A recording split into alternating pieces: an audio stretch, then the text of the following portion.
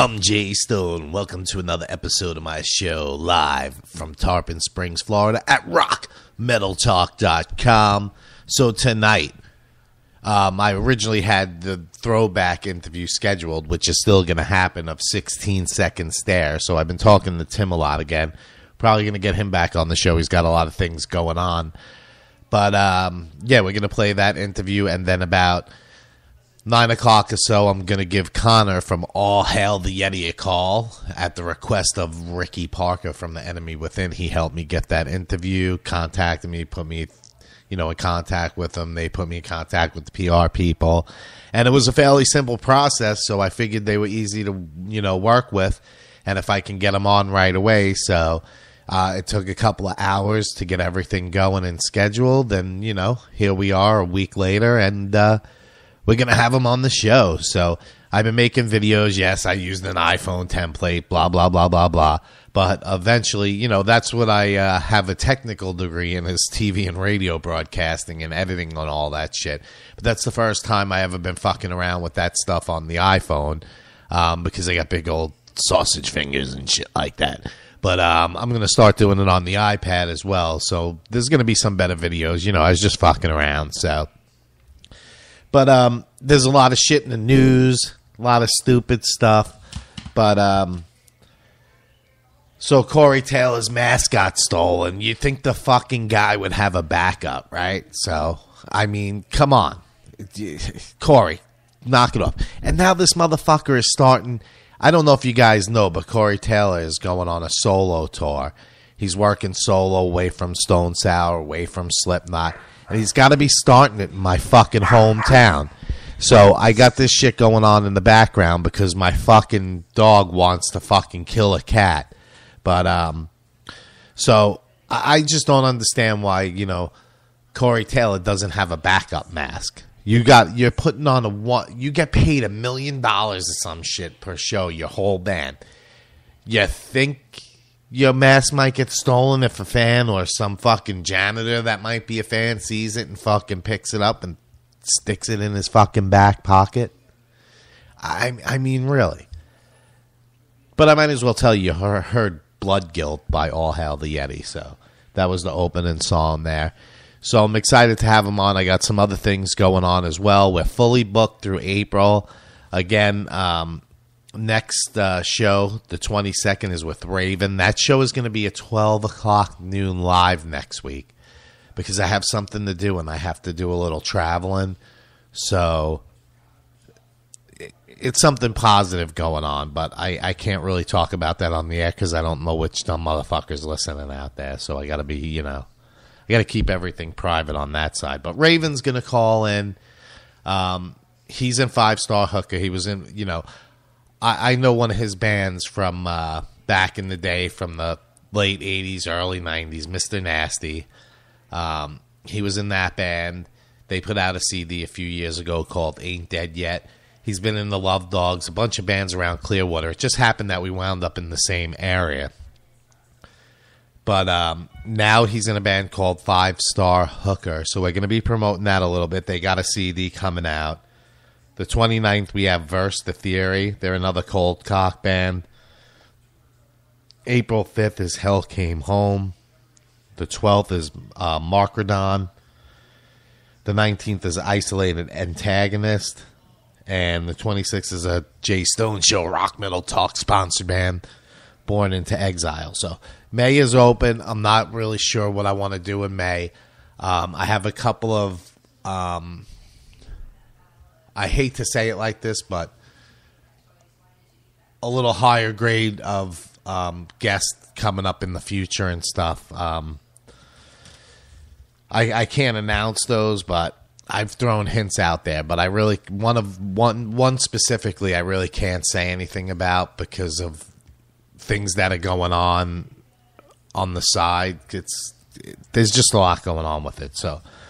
As the shows go on in a couple of weeks, I'll explain into more detail about those guests.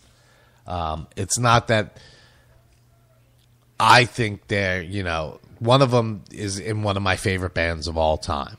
So it's not that I think, they're better than anybody that I've had on the show. It's just that they're more world known. So, whatever. But that's still that shit with the Corey Taylor mask every time I look at that note. But AC/DC is, I guess, Jim Brewer talked to Brian Johnson after one of the last shows. And basically he's stating that they kicked Brian Johnson to the curb after they found out he may have hearing loss. But he didn't elaborate on what was going on. He just informed them. And then next thing you know, they canceled the tour. And he found out just like everybody else, basically. So there's concern, I guess, that they already had a replacement before this even went down, and we're looking to get rid of him after 36 or 37 years of being the front man in AC/DC. It's 36 because he joined in 1980, and his debut with them was Back in Black. And really, to be honest with you, he's put them on the map. So to just fucking throw him aside like that, yeah, Bon Scott, great guy. They had another singer, I think, somewhere before that. But come on, man. Give the guy a break, man. At this point, I guess there's maybe only one or two original members. So is it really even worth it? Angus Young wants to go on, do one more album, one more tour, and do this for another 10 years, which I understand. Do it with the guest artist, but, you know, the guy can still sing in the studio. I mean, it's live that's deteriorating his ears. So I'm pretty sure he could, even if he was deaf, he could still do the songs. If he had partial hearing, but whatever. So I gotta say, there was a station that I was on that just seems to still be following me around, liking the pages, making another profile. I really don't care, but I kind of went to cold cock and did all the work, not for you to come behind me and copy every fucking thing I do, and every sponsor I get you contact, every advertisement on my website. Trust me, I know the people are telling me this. I just want you to stay the fuck out of my hair and get your own original ideas. I'm not going to mention the name on the air. I mentioned it on Facebook, which I probably shouldn't do, but it's fucking annoying. Over the course of since 2007 or whatever, 9 years, I'm just fucking tired of it. I try to come up with new and innovative ways to do things.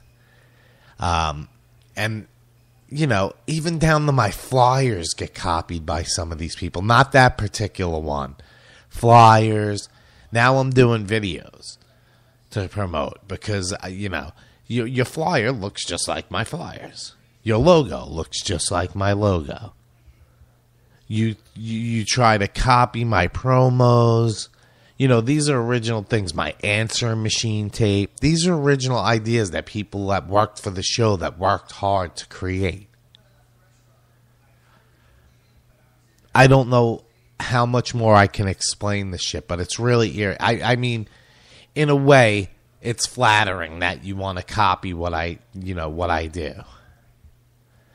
But keep it away from me. I don't want to see it. Stay out of my hair. Stay away from my fucking my affiliates and people I work with. And if I have fucking KitchenAid as a fucking sponsor, yeah, KitchenAid, stay the fuck away from it. Or just don't. I don't want to see it. It seems like every time I turn around, it's fucking back in my face again. But whatever. It's just fucking annoying. So we went to these outlet stores today. Not really any deals, so I don't know why they're outlets. I don't know if it's just a name or something, but when you think outlet, you think of saving more than $4 on a pair of sneakers. Certain stores you save $20, $40, but whatever. Of course, there was a Disney outlet, and we went in, and there was Star Wars shit, and fucking $80 fucking something later, I'm leaving with pre-fucking paid copies of The Force Awakens and shit like that. So, but I got these free lithographs. So if you go to Disney and you pre-order the latest Star Wars movie. It's going to be released on April 5th or April 4th, and I can pick my copy up the 5th, something like that. You get like this binder and shit, a Star Wars thing with Disney lithographs in it. That was pretty cool. So, I mean, I probably could have gotten it for $20 at Walmart, but was I going to get the lithographs? I don't know. But whatever. It was like $26 with tax. Not a bad deal. Now I'm going to be obsessed with framing fucking Star Wars lithographs. But now what do I do with the little book it came in? Do I frame that? Do I cut it into pieces and put everything in a big giant frame? I don't know. A million things run through a motherfucker's head when they got Star Wars prints. But life is fucking crazy, man. This whole day went fast. At 6:40, I got home. I'm like, all right, we'll do this real quick. We'll make coffee. We'll go walk the dog. Next thing I know, it's 20 after 7. I'm like, guess what? That felt like 5 minutes ago. We can't walk the dog. So that's going to be, I'm going to break out of the studio right after the interview and take fucking the beat for a walk. He's got to probably take a dump. But I am going to play the 16-second stare interview. This goes back probably, I think it's July 2010. Yeah, it's probably about, the right time frame. Tim's a pretty cool guy. He's got new things going on with the band. He's working on movie stuff and doing all sorts of stuff. He's got the Stare Ground still. You're going to hear him talk about that. I listened to a little bit of it right before the show. We're going to play a whole bunch of songs by All Hail the Yeti. I got some other stuff to play in between. We'll get to some more fucking news. But I can't believe it's already 15 fucking minutes into the show. So